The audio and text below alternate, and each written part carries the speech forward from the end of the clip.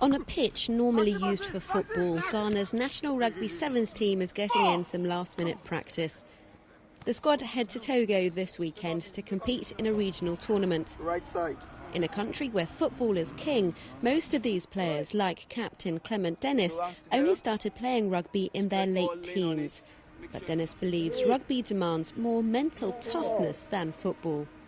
Actually, the game itself is much more disciplined because it takes a lot of qualities to actually play rugby, because you have to be disciplined because it's a very brutal and contact game. So if you're not disciplined enough to tolerate one another, I don't think you'll be able to play rugby. Rugby only started to be seriously played in Ghana 12 years ago. Slowly but surely it's gaining in popularity with a lively domestic club league. The national side is currently in Africa Rugby's bottom division. In Togo, they'll face 5 other West African nations. Ghana goes into this weekend's tournament as the underdogs, but they've had 2 months of intense training here and spirits are higher than ever. Basically in rugby sevens, the fundamental thing is fitness.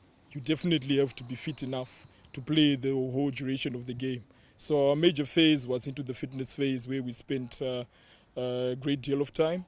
Then from then on we began to fuse in the technical aspects of the game. How we respond, the structure that we play to different game plans that are employed by our opposition. So we've tried to have a blend of strength, skill and pace as well.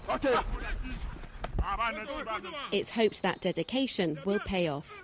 So winning this tournament will mean a lot for the player, because there's other tournament which I know that if you are able to win this tournament in Togo, we'll be invited as well. So it will be a great boost for the country at large, especially other people will see that, oh, Ghana will be able to win gold, and a lot of sponsors will gain, because as I'm speaking here, we are lacking a lot of sponsors.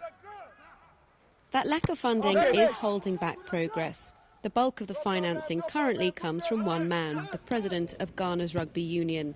Herbert Mensah says even for tournaments, there's no central government funding for rugby. They are obligated by law to support you, and then they give you zero. So I've been there 2 years. I've received from government zero. I've received from National Sports Association zero.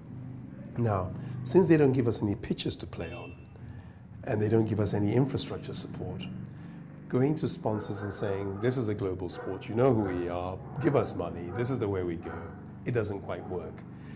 So a lot of the funding has come from myself.